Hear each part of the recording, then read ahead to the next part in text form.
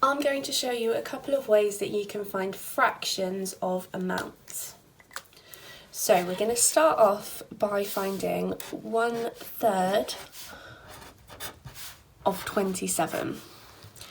Okay, so the denominator, the bottom number in our fraction, tells us how many parts we need to split this whole number up into. So if we use a bar model, this whole bar is going to be worth 27. But we just need to find 1/3 of this. So if we imagine this split into 3 equal parts, we need to find out what one of these equal parts is.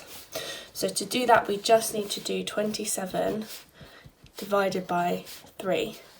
Okay, so then using your 3 times tables, you should be able to work out that that is 9. And that is your answer. Okay, so we'll just do another example. Finding 1/6 of 42.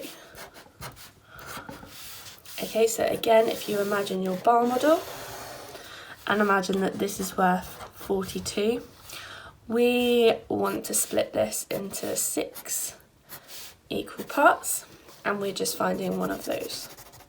So in order to do that, we need to work out 42 divided by 6. And that, if you know your 6 times tables, is equal to 7. Okay, these ones are relatively easy because our numerator, our top number, is just 1. So we're only needing to find 1/6. So now I'll show you what you need to do if you're going to be finding more than 1. So for example, if we were finding 2/3 of 33. So this time, imagine your bar model again. Imagine this is all worth 33. Split it into your 3 equal parts, but this time we're finding what 2 of these is worth. So we've got 1/3, 2/3. So we'll start off by finding out what that 1/3 was by doing 33 divided by 3, and that will give us 11. But we don't just have 1/3, we've got 2. So we need 2 lots of this. So 11 multiplied by 2 gives us 22, and that is our answer. So we'll do one more example like that. So this time we're going to find 4/5 of 40. Okay, so once more, think of it as your bar model if that helps you. This whole thing is worth 40. We are going to split it into 1, 2, 3, 4, 5 equal parts. We'll start off by finding our 1/5. So we'll do 40 divided by 5, and that gives us 8. So that's 1/5, but we want 4 of these. So we need 1, 2, 3, 4. So we need to now multiply this 8 by 4.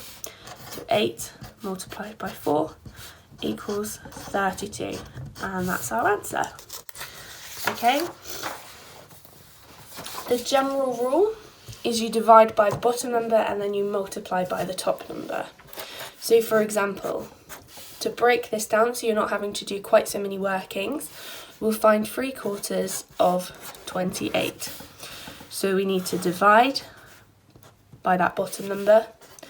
28 divided by 4 gives us 7. And then we need to multiply that by the top number.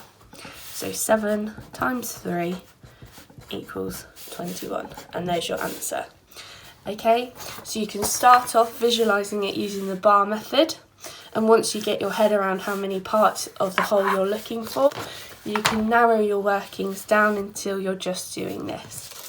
Okay, and if you're confident with your times tables, you might not even need to write these bits down. You can do them in your head. So one last example, we want to find 5/6 of 36. So I know that 36 divided by 6 gives me just 6, and then I need to times that by the top number, 5, and there we go. My answer is 30.